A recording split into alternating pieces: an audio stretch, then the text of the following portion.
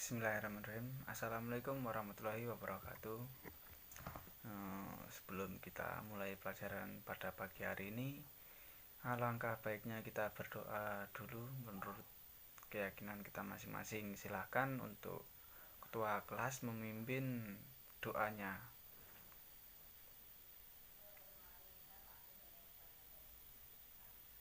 Amin. Nah, pada pagi hari ini kita melanjutkan bab berikutnya dari pembelajaran kemarin, yaitu pada hari ini kita membahas tentang aktivitas manusia dalam memenuhi kebutuhannya. Sebelumnya, untuk pertemuan kemarin kita sudah membahas tentang interaksi sosial. Nah, interaksi sosial dan aktivitas manusia dalam memenuhi kebutuhannya itu memiliki kaitan, yaitu dalam memenuhi kebutuhan pasti orang berinteraksi dengan orang lain. Nah, untuk interaksi sosial kemarin, apakah ada yang tahu pengertian dari interaksi sosial? Interaksi sosial itu adalah hubungan antara individu dengan kelompok dan kelompok dengan kelompok atau individu dengan individu. Itu bisa dikatakan sebagai interaksi sosial jika ada aksi dan reaksi. Bisa kita contohkan seperti saya menelpon kedua orang tua saya yang ada di rumah, tetapi kedua orang tua saya tidak mengangkat teleponnya. Itu kan berarti tidak ada aksi dan reaksi. Hal tersebut tidak bisa dikatakan sebagai interaksi sosial. Nah, untuk kita masuk ke dalam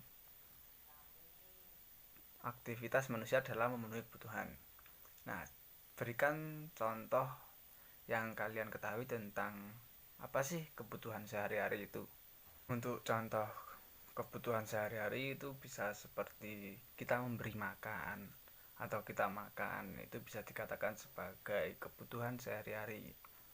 Makan, tidur, menonton televisi, terus liburan, dan lain-lain. Nah, untuk antara individu dengan individu itu kebutuhan sehari-harinya itu berbeda. Bisa kita contohkan, saya tunjuk aja ya, Mas Dani, silahkan berikan contoh kebutuhan sehari-hari Anda seperti apa. Apa yang Anda butuhkan sehari-hari? Ya, yang pertama makan, kedua tidur, selanjutnya bermain. Oh, itu aja ya. Nah, untuk contoh yang kedua, silakan Mbak Eva. Makan, tidur, make up, liburan. Nah, ini kedua contoh tersebut bisa kita simpulkan yaitu masing-masing individu itu memiliki kebutuhan sehari-hari yang berbeda.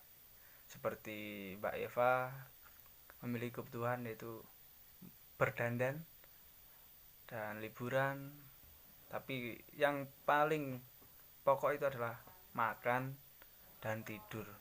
Jika orang tidak makan, orang akan lemas dan sakit yang berakibat fatal, yaitu meninggal dunia.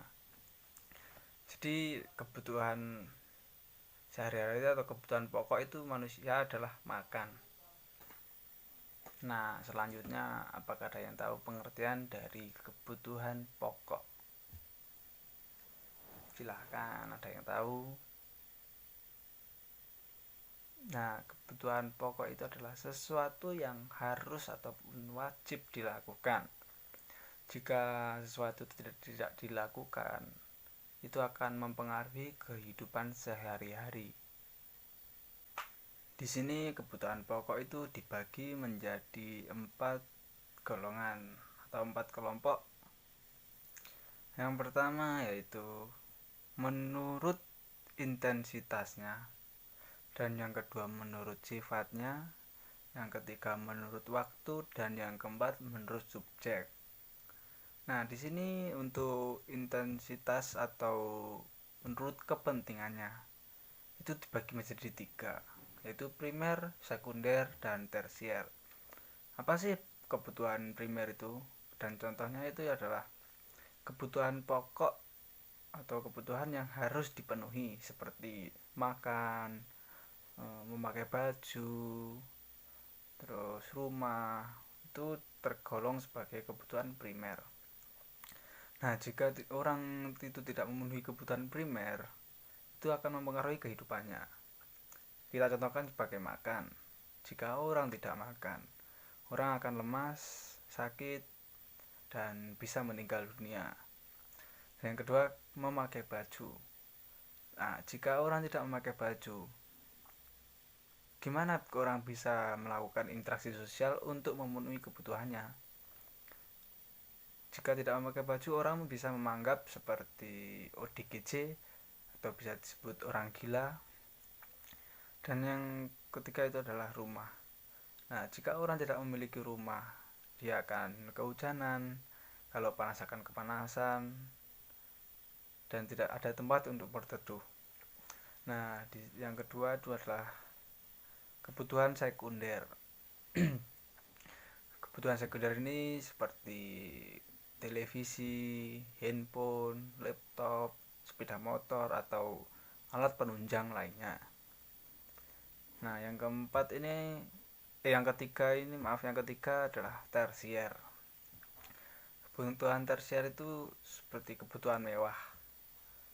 Seperti kita memiliki emas, terus mobil mewah, jalan-jalan ke mall, atau sesuatu yang ketika kita tidak lakukan itu tidak mempengaruhi kehidupan kita sehari-hari. Contohnya seperti ke mall, kita bisa pergi ke pasar, tidak harus ke mall, tidak harus bawa uang untuk membeli mobil mewah, perhiasan, itu tidak mengganggu kehidupan kita. Untuk menurut sifatnya yaitu ada dibagi menjadi 2, yaitu jasmani dan rohani.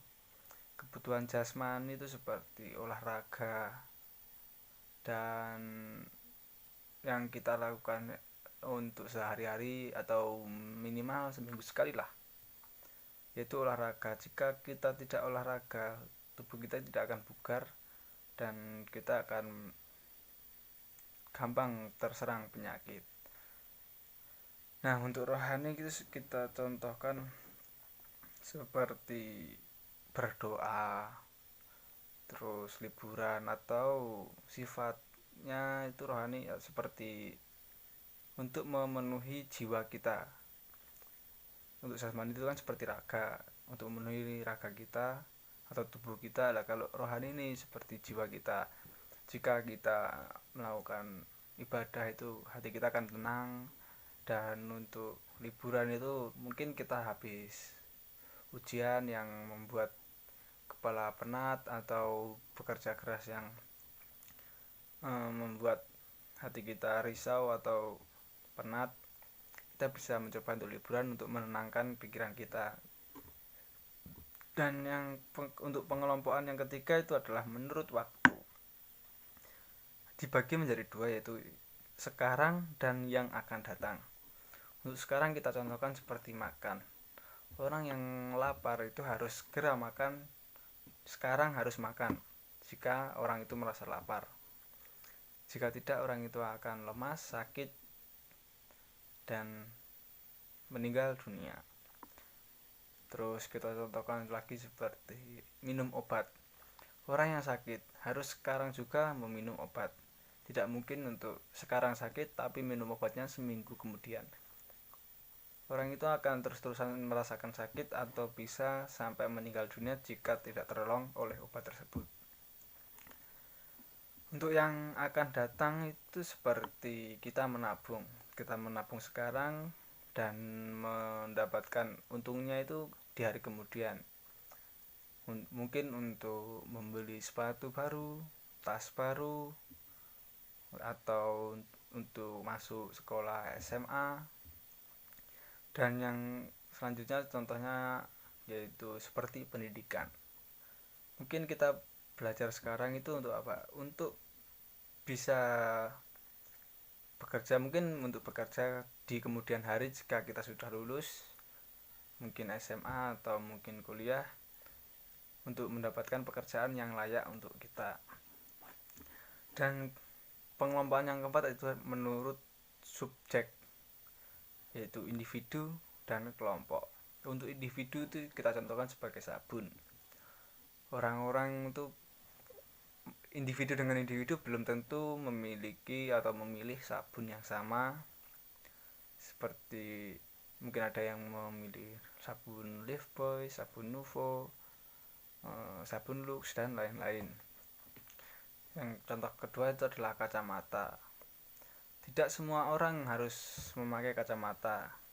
Orang yang memakai kacamata biasanya orang yang memiliki kekurangan dalam penglihatan atau memiliki gangguan penglihatan karena mungkin minus atau mungkin silinder, dan ya itulah. Yang kedua itu adalah kelompok. Kita contohkan sebagai pasar. Pasar itu mencangkup untuk segala orang dan memiliki kegunaan yang sangat besar untuk orang-orang sekitar pasar tersebut dan luar pasar tersebut, untuk membeli sayur, untuk membeli bahan makanan, dan lain-lain. Yang kedua adalah jembatan. Kenapa jembatan kita katakan sebagai kelompok? Karena untuk menyeberang mungkin sungai atau danau, kita membutuhkan jembatan untuk dilalui oleh banyak orang, bukan hanya satu orang tersebut. Nah, mungkin apakah ada yang ditanyakan untuk materi pada hari ini? Jika tidak ada yang ditanyakan, hari ini saya lagi baik hati tidak memberikan tugas rumah. Silakan untuk ketua kelompok menutup pelajaran pada pagi hari ini dengan bacaan alhamdulillah. Silakan memimpin doanya. Alhamdulillah. Baik, mungkin jika Bapak ada salah kata, mohon dimaafkan. Wassalamualaikum warahmatullahi wabarakatuh. Jangan lupa jaga kesehatan dan jangan lupa belajar di rumah.